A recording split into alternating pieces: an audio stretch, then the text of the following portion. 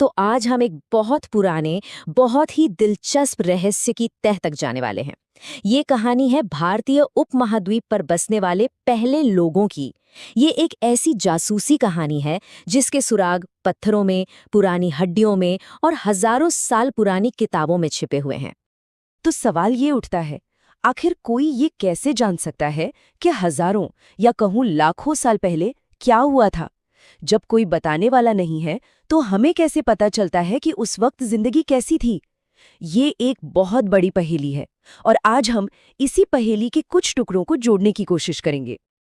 तो इस केस को सुलझाने के लिए हमारे पास हैं दो तरह के जासूस, इतिहासकार और पुरातत्वविद। इतिहासकार पुराने दस्तावेजों और किताबों को पढ़ते हैं और पुरातत्वविद जमीन के नीचे दबे सबूतों को खोज निकालते हैं। ये दोनों मिलकर ही हमें अतीत की एक झलक दिखाते हैं। तो सबसे पहले सुराग की बात करते हैं, लिखे हुए सबूत। जरा सोचिए, एक तरफ तो है पांडुलिपियां, जो ताड़ के पत्तों या पेड़ की छाल जैसी चीजों पर हाथ से लिखी जाती थी, मतलब काफी नाजुक। और दूसरी तरफ है अभिलेख, जिन्हें पत्थर या धातु पर तराशा जाता था। जाहिर है ये हजारों साल तक टिके रहते हैं। और हमारे दूसरे जासूस यानी पुरातत्वविद, उनका काम तो और भी ज्यादा कह सकते हैं हाथ गंदे करने वाला है। वो जमीन की खुदाई करते हैं और वहां से क्या मिलता है? पुराने औजार, मिट्टी के बर्तन, इमारतों के खंडर और यहाँ तक कि हड्डियां भी। हर एक चीज कहानी का एक टुकड़ा है। तो चलिए अपनी तहकीकात के पहले पड़ाव पर चलते हैं और खोजते हैं उन सबसे शुरुआती इंसानों के छोड़े हुए निशान। जरा इस टाइमलाइन पर नजर डालिए। ये जो इतना लंबा हिस्सा है, पूरा पाषाण काल, ये लाखों साल का है।